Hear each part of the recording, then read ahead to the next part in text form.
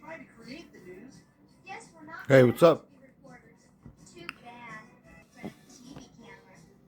It's the Get Along Why don't we Gang. start our own TV station? Why don't we start our own TV? So I'm watching the Get Along Gang. It's pretty multi-layered. It is. It's watchable. Excuse me. So let's look at some comic books. So here's what I was thinking. I just felt like making one of these evening videos, and I looked over here, and I'm always organizing and stuff, and I saw this box, and I thought, let's just grab a handful of comics and see what, and then bring them over, and I'll set them on the table, and we'll go through them. Let's leave this Fantastic Four. Oh, look at that beautiful pup on the cover of the first book.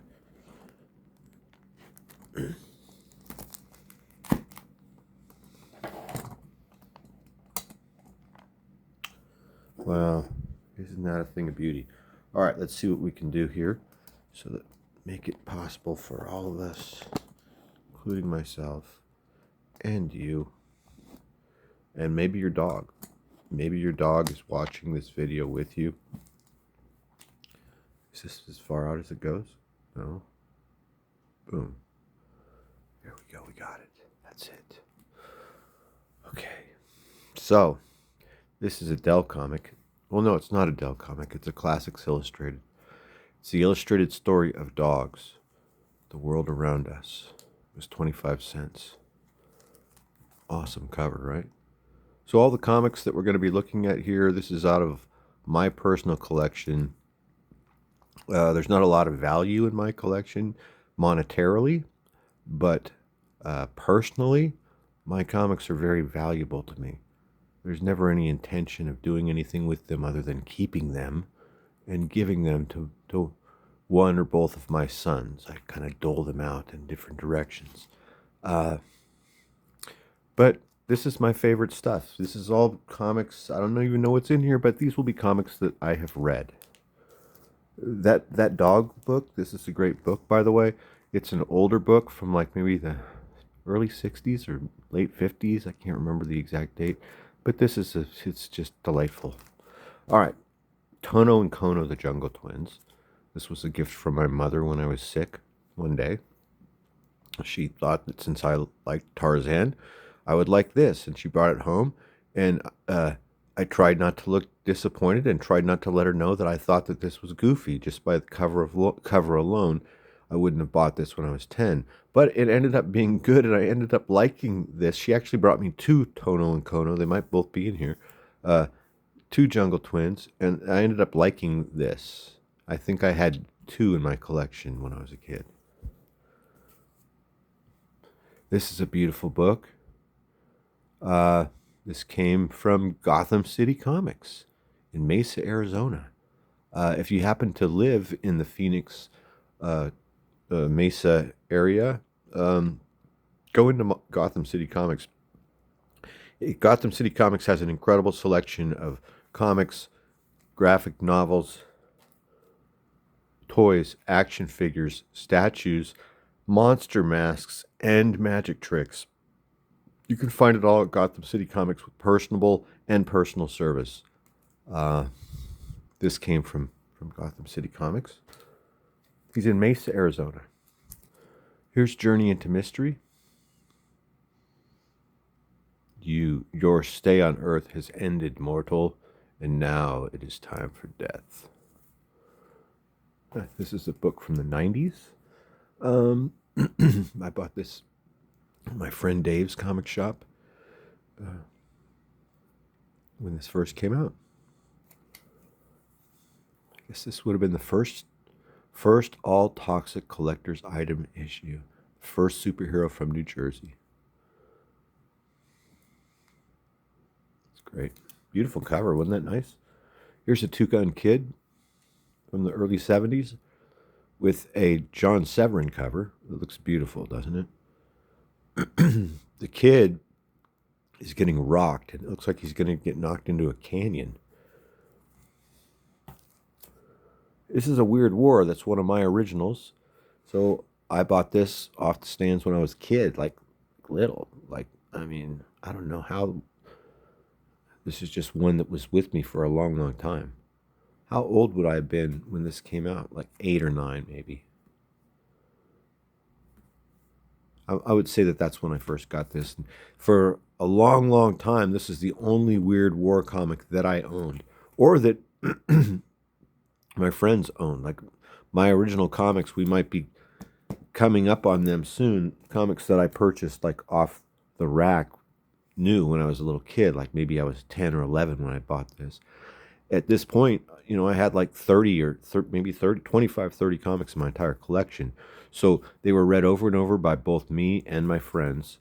I would take them with me to sleepovers. My friends would come over and sleep over at my house, and they were read over and over. This one. This was a real popular big comic. I got this at the newsstand in Placerville.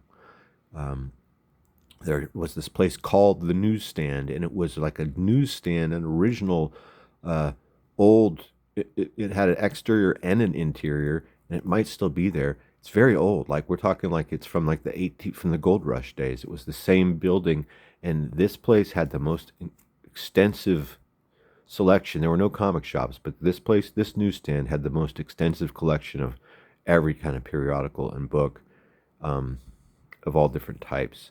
And it was where I saw a lot of stuff for the first time. Like the first time I saw the Warren magazines was there, and the treasuries, the giant treasuries. The first time I ever saw those was at the newsstand. All the ones that I own, I bought there. This annual, I bought there. This is so good. So this would have been like the first time. This is like some of the my earliest exposure to Thor. This was probably the first time I ever read Hercules, like the Marvel Hercules. This is the Inferior Five. This is a really fun comic. It's a superhero parody from DC. Same time period, early 70s. Here's a journey into mystery. Look at that. With Timbu Ba, the World Smasher. This is not what it appears to be. This is a facsimile that I got from Kevin at Gotham City Comics in Mesa, Arizona. Don't forget about Gotham City Comics. He has a YouTube channel. It's titled Gotham City Comics. It's here on YouTube. If you check it out and subscribe to it, he posts videos of all kinds of stuff. All the new stuff that he gets, new comic day stuff. And you can also follow him on Instagram. Lots of cool stuff on Instagram. So this is from the 90s. I bought this when it first came out. It's G.I. Joe starring Snake Eyes. Look at that. That's a great cover. I really like that cover. She's going to be stomped real quick. This one came before this one. This is 141. It's a nice cover. It's a Illuminati Snake Eyes cover. Bought this when it first came out. I like this. This was a fun time. I used to have a really large collection of these original Marvel G.I. Joes. And this is an interesting, how there's always those regretful stories and things like that about comics. So I had a pretty good collection, like probably 30 or 40 issues of the regular title and this. So I had this nephew, and he loved the G.I. Joe O-ring 3 3/4 inch figures, and he only had a couple G.I. Joe comic books, and he was just really fascinated with the military. Like when he would come over to our house, he would like look at my stuff that was hanging up and ask me questions about things, about the medals or the ribbons or about the plaques and stuff. And then, so I gave him all the G.I. Joes when he was about 10 or something like that. I gave him a giant stack, and then whenever I would come across G.I. Joes, I would give them to him. So then when he becomes an adult, he ends up enlisting in the Army, and he makes it all the way through Ranger School. Yeah, and multiple deployments. And he's probably getting pretty close to retiring. So I'm really glad I gave him all those G.I. Joes. This is an awesome cover. This is Konga This is a dream issue. Look at this. See, Konga's having a dream, and he's dreaming that he's getting shot in the lower pectorals, like by this jet or something. I don't know. I don't know. But he's dreaming, and this chick is she's kind of high. He's dreaming that, but it's like a Gilligan's Island episode. You know how in those Gilligan's Island episodes when Gilligan falls asleep or Marianne has a nightmare or something, and then in the dream they're in like Jack the Ripper, Jekyll and Hyde, gaslight, gas lamp, London, gaslight London, quite literally. But anyway, and then Gilligan turns into Mr. Hyde. So that's what's happening here. Is Konga's having a dream, and he's going to end up marrying this girl in his dream. This is a Turok that I got out of a quarter bin when I was a kid. They weren't really bins. It was like stacks of comics, and they were 25 cents a piece. At the time, it was like new comics were like 35 cents or 40 cents, something like that. And I used to go to the shop where there were just stacks of these of comics like this, and they were all 25 centers. Everything was 25 cents that was in that stack. Where somebody clipped a coupon. That's a good cover, isn't it? Surrounded by sea honkers. I like that. Whew. I know that feeling. His mind twisted, Andar stands helpless and scorns Turok's aid. Boy, is this the issue? His mind twisted? Let's open this one up and look. It's okay if we, this isn't a short. So there's an issue of Turok, Son of Stone, where Turok tells Andar not to eat these berries, and these berries make him have like an LSD trip.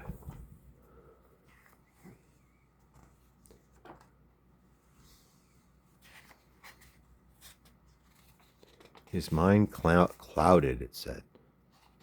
It's not this story. Must be the second story. Look how good this is. We should have been doing this all along instead of just looking at covers. You guys ever looked inside of a Turok, Son of Stone before? That's what this is. Gold key. I don't think this is the issue where he has the mushroom type trip. Oh. Terror of what it may be. Andar's Nightmare World. Meanwhile, Andar, it is, dude, this is it. We open it to the perfect spot. Meanwhile, Andar, having eaten the dream berries, stares out at an unknown world that suddenly becomes terrifyingly real. So Turok knew this was going to happen. Feeling almost superhuman, Andar discerns a world beyond ordinary man's vision, but the vague shapes seem at first to hold menace. So he's having a bad trip. There's the berries. So Turok knew this was going to happen. He told Andar, don't eat those berries. Then the colors change. The shapes suddenly appear harmless. The mood joyous, carefree. Andar feels a surge of power and life almost overwhelming him. I can fly! I can fly! And he jumps off the top of a building. Gosh, Turok needs to get free. What's he doing? How's he getting the... Is there I don't know, a fire or something? He's burned the ropes off. Oh, look at, there's the cover. So he's hallucinating the double-headed dragon. Oh, boy. Things are not going good. I've been in this position. I had two sons. They're both grown men now and completely self-sufficient. But raising sons, you never know what's going to happen sometimes. They can get a little wild. And not just like what Andar's doing here. He's not following Turok's directions. He's doing the opposite of what Turok told him to do. And he's like, geez, what the heck are you doing, Andar? Drop it. My wrist. Wait, can you not see that Andar needs your help? Make the secret drink. No, there's a secret. Sorry, but I must keep you here till I can stop Lami. Oh, boy. Look at the art in here. Isn't this good? There's no credit. The artists, this is a Gold Key comic, and they don't even give the artist, they don't know who wrote this. Doesn't even matter, because you know what's more important than who wrote this or who drew this is is that it was a good comic. I don't care. I don't want to see your name above the top of the title of the comic book I'm trying to read, right? So it doesn't matter that much. What is this? Turok, Son of Stone, number 62, July 1968. Wowzers. That was great, wasn't it? Here's a Happy Days comic. A lot of people look past Happy Days. You should never look past Happy Days because they were happy days. What does Fonzie see in the crystal ball? Let's open this up and check the art and see how they did. Let's see how all the characters look, because we know what these people all look like. I like this version of Fonzie that's on the cover. This this comic book version. I think it looks pretty good. They make him look, they make him look tougher and more imposing than Henry Winkler really is. He looks more like Sly Stallone from Lords of Flatbush, or like the guy from The Wanderers. The whatever his name was, the Percy, the hero, the guy, the new kid that moves into the building and saves the main character's ass a bunch of times. Richie looks like Richie. I can definitely, I guess that's supposed to be Potsy. Obviously, it's supposed to be Potsy and Ralph, but you really can't tell from here. I like this cover. So something's going on here with this medium. What is this imprint in the top? Oh, it just says 5 Happy Days. I didn't never noticed that before. I don't know that I've ever seen this, where it says the title of a Gold Key comic and it has a number above the title. I haven't seen that. 40 Center from 1979 or something like that. November 79. Ooh, I like that Kellogg's ad. I like cereal.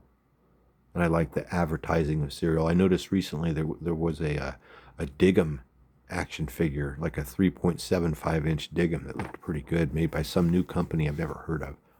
Happy Days, give a guy a break. Ooh, it's really soft, isn't it? I didn't expect this. I didn't remember that this is what it looked like. I thought that it was going to look more like what was on the cover. It doesn't. This is interesting. A Human Torch Marvel ad inside of a Gold Key comic.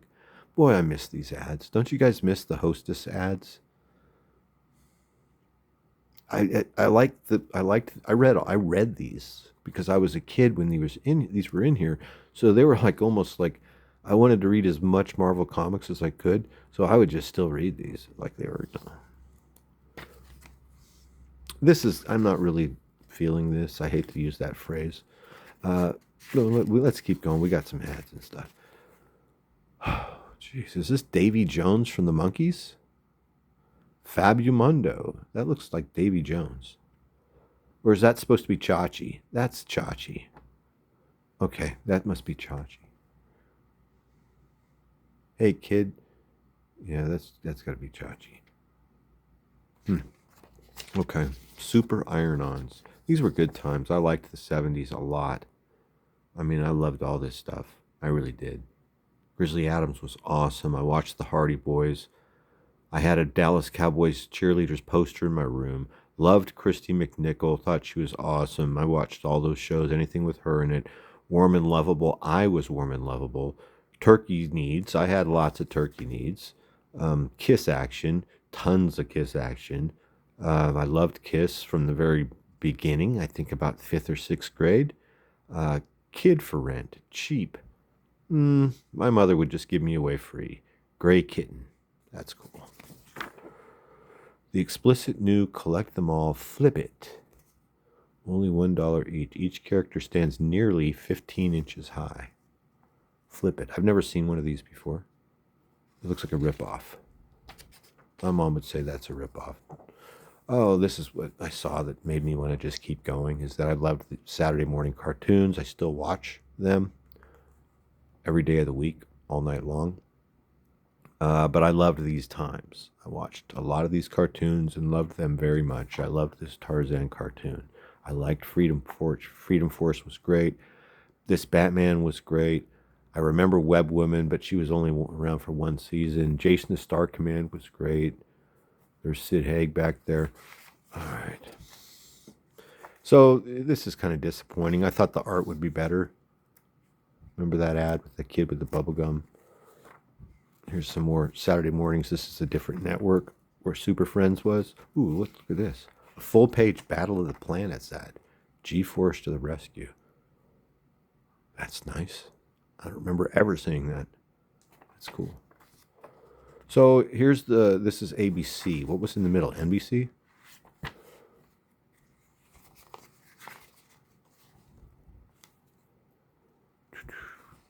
How am I blind? CBS. So CBS has the most expensive portion of the comic book. Follow Us to Fun and Adventure. So this was just a huge everything revolved around Super Friends and Scooby-Doo.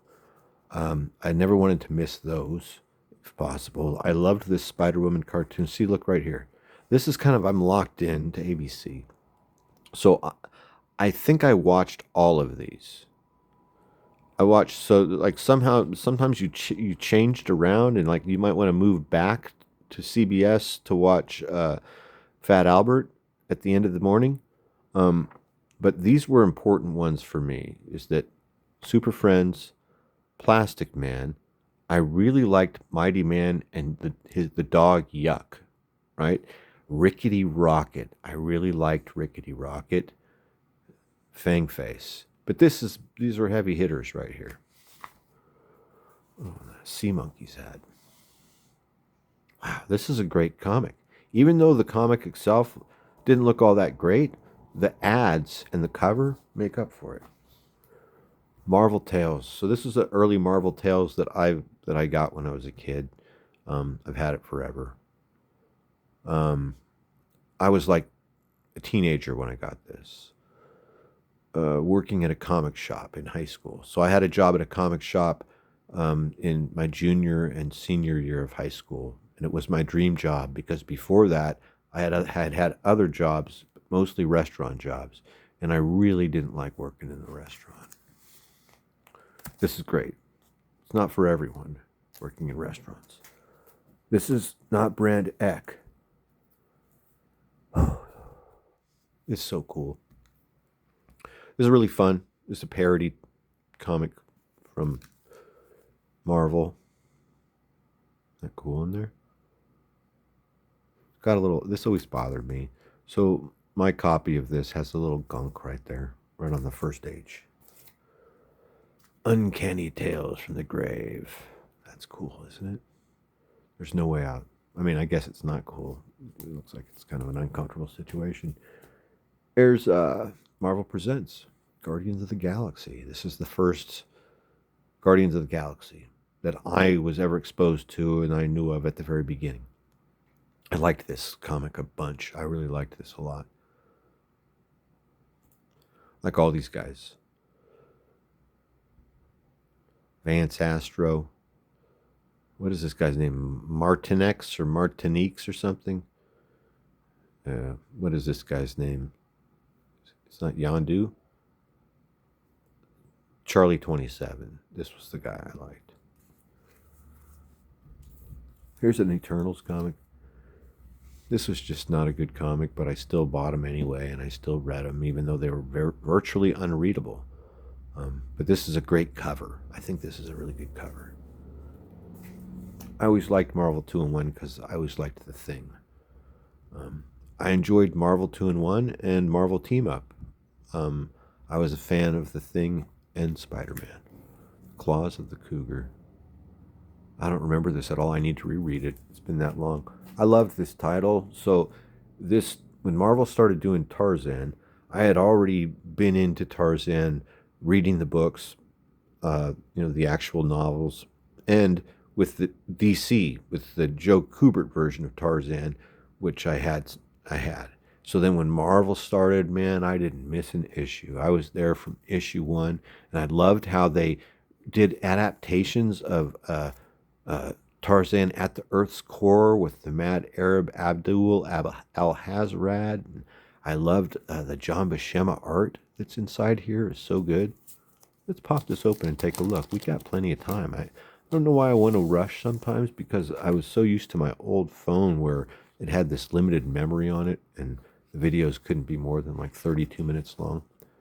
Wow, look at how good this is. John Buscema and Tony DeZuniga, with Roy Thomas writing. And this is the Tarzan and the Jewels of Opar. This is one of my favorite books. I think this is number 4 in the Tarzan series. This I swear to God, this is where Bob Kane or whoever created Catwoman, this is where they stole it from. This chick, she's just crazy, and she just wants to bone Tarzan constantly. She's got these primitive ape men that are like her slave subjects. There's like no other women in the entire society in the city of Opar where she's the queen. Her name is La, L-A. She's hot. But she's always trying to mind F Tarzan into see? Right? What did I tell you? It's happening right here. If you've never read Tarzan comics before, you should do them. You should read them. Look at this. You should do them, just like what Law is trying to do to our boy Tarzan. Attention, art lovers. Shooting a daisy. The sport a boy grows up with. That's Johnny U. Wow. Oh, look, I love the ape language. Baloo is baby. Bal is Balu Den is that stick. He's trying. Leave the frog alone, Nakima. Bar is a fight or a battle. Bond is fall. I don't want to give this whole comic away, but you should read Tarzan if you've never read it before. It will improve every facet of your life. I liked this ad a lot, because I liked Dr. J and I also liked Rick Barry. This is the period when I first started watching NBA basketball. Here's a great Man-Thing comic book. It's Adventure into Fear, number 11. I bought this at Safeway. Look how beat up it is. So this is one of those sleepover comics. This is a comic that was left at friends' houses or friends borrowed it. Isn't that awesome? Look what they're doing. So when I was about 10 and 11, even up in 12 years old, we really read these comics over and over again. Like sometimes we would read them like late at night to try and get scared, right? Like I would have read them all. So I'd tell my friend, here, read this one. Look at this picture. You know what I mean? That's what we were doing, is trying to be scared before bed. Tower of Shadows, the Menace of the Hungry One. So this is also an old comic. This came from my friend Garth, and this belonged to his older brother Chemo, who was really scary, right? Like he was one of those older brothers that could possibly hurt you and your friend, physically harm us. Anyway, this was one of his comics that he gave to Garth, and Garth gave it to me. Tales to blow your mind. I always liked this because these hippies are about to get blobbed. Thanks for watching. Well, I hope you have a great day or evening. Don't forget to like, share, and subscribe for more stuff.